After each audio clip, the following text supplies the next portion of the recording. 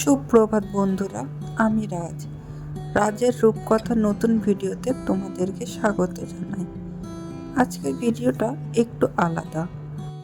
আজ আমি এই জামাটা কাটিং করতে করতে তোমাদের সাথে কিছু কথা শেয়ার করব।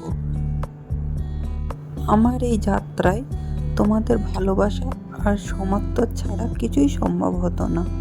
প্রতিটা লাইক, কমেন্ট, শেয়ার, তোমাদের প্রতিটা কথায় আমি অনুপ্রাণিত হই। তোমরা সবাই আমার পরিবারের মতো। আমার এই ছোট্ট পরিবারটা ক্রমশ বড় হচ্ছে, আর আমি এই মুহূর্তগুলিকে খুবই গুরুত্ব দিই। তোমাদের সাথে কথা বলতে বলতে ইতিমধ্যে আমার জামাটার মাপ নেওয়া হয়ে গেছে এবং আমি সেই মাপ বরাবর কাঁচি দিয়ে সুন্দরভাবে কেটে নিচ্ছি। তোমরা যদি এগুলোর পুরো টিউটোরিয়াল দেখতে চাও আমাকে অবশ্যই কমেন্ট করে জানিও। আমি কেমনভাবে প্রতিটা জামা কাটিং করি তোমাদেরকে পুরো ডিটেলসে আমি ভিডিও দিয়ে দেব। আমি শুধুমাত্র জামাটা কাটিং করি, সেলাইটা আমার মা এসে করে দেয়।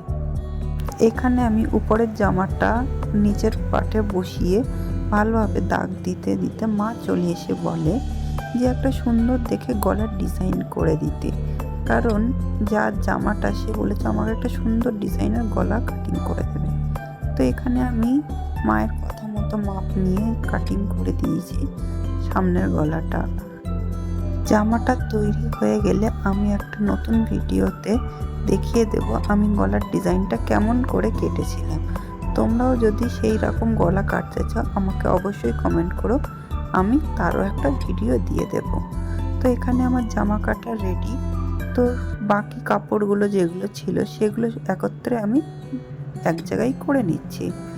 তো আজকে এ পর্যন্তই। তোমরা কমেন্ট করে অবশ্যই আমাকে জানিও, আর আমাকে এভাবেই সাপোর্ট করো, আর আমার চ্যানেলটা সাবস্ক্রাইব করে নাও। ধন্যবাদ।